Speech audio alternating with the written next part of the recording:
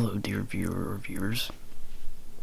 I'm back with another dream entry, ASMR story. I have one here. There's a little bit of backstory on this one. So this was a night terror I had when I was a kid. I don't know if any of you have had night terrors. But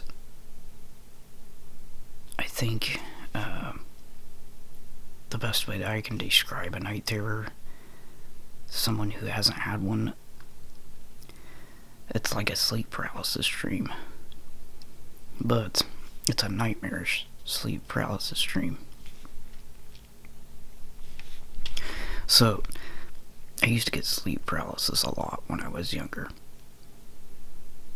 Especially when I was a young adult. It's usually the peak of where I had the most of them. But this dream in particular happened when I was very young. I believe probably 8 or 9 years old. And I was still living in farmland back in Indiana at this time.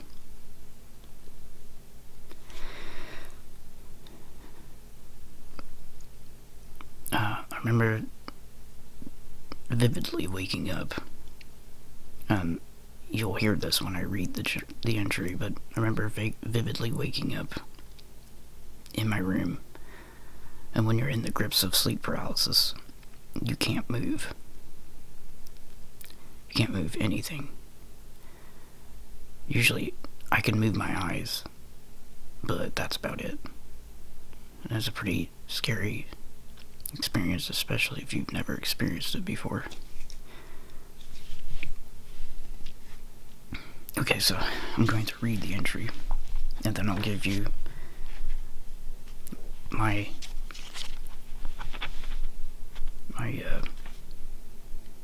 summary on it. The Faceless Lady. A night terror story.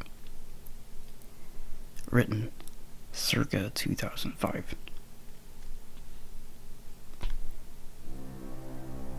This may possibly be one of the worst nightmares I've ever had. I remember Mom, Lindsay, and I, Lindsay's my sister, were walking in a big city. Seemed like New York or something like that. We were walking around at night.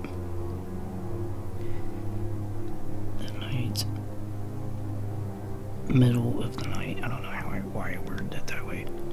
Never mind, back to the story. We heard this scream. Although high-pitched shriek from a lady somewhere.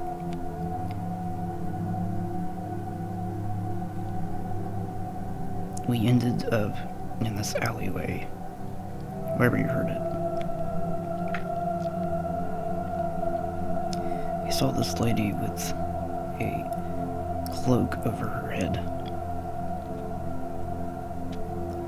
Mom went to tap her on the shoulder and ask if she was alright. She turned around. All we could see was a nose. No eyes, no mouth. It was as if she had no face. Then I woke in my room at the house in farmland.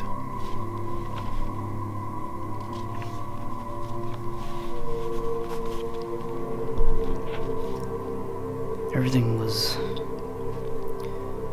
as it was before I went to sleep that night.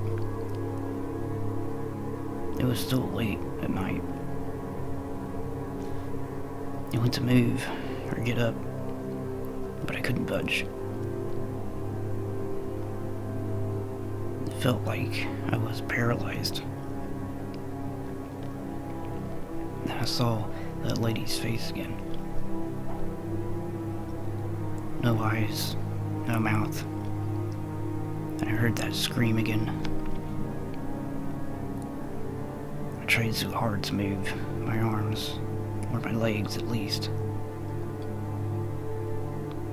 I also tried to yell, but I couldn't do that either. I was terrified. His face came closer and closer. Eventually, I really woke up. That must be where the dream ended. But yes, that was a night terror, I believe, or at least the closest thing that I've ever had to a night terror.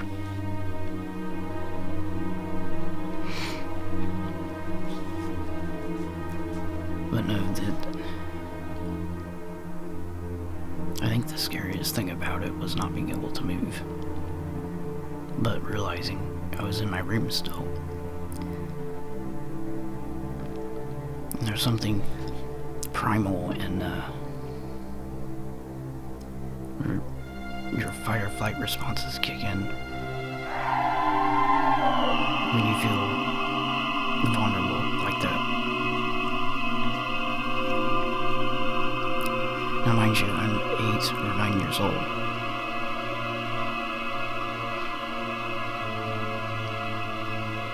This is a terrible thing for an 8 or 9-year-old kid to experience. Terrifying thing. And waking up in my room thinking the dream was over when it was already a nightmare to begin with. And then seeing that faceless lady coming closer and closer, her face coming closer and closer to me while I'm paralyzed, is probably one of the most terrifying things an 8 or 9-year-old child can experience in their life. But anyways, I hope you enjoyed that story. Yes, this one was a more lengthier one, and I will try to find more lengthier ones. But like I said, a lot of these stories vary in length, so there might be longer ones, there might be shorter ones, so... And like I said, I've been trying to keep up on writing my dreams again. I did write one the other day that I had the other night, which I found interesting. Usually when I write down a dream, especially when I first wake up in the morning, I noticed that how chaotic and how crazy events can happen from one moment to another. And especially when I read them back like this, I realize that there are a lot of nuances and patterns in these dreams based off of my own life. But there's been dreams that I've had in the past where I've dreamed of things that possibly happened in another life or something. I don't know, it's weird. It's weird how these things can happen. And sometimes, when you get those dreams that are can bring about synchronicities in your own life, waking life, you realize it's it blows your mind. It gives you a feeling of unease, but then you're amazed at the same time. Anyways, yeah, I just wanted to, share that, because maybe some of you may have had that in your own life or in your own dreams.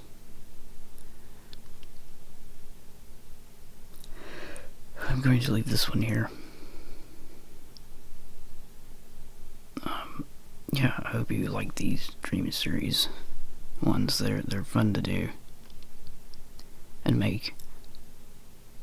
But I will catch you in the next video, and I hope you have a good day.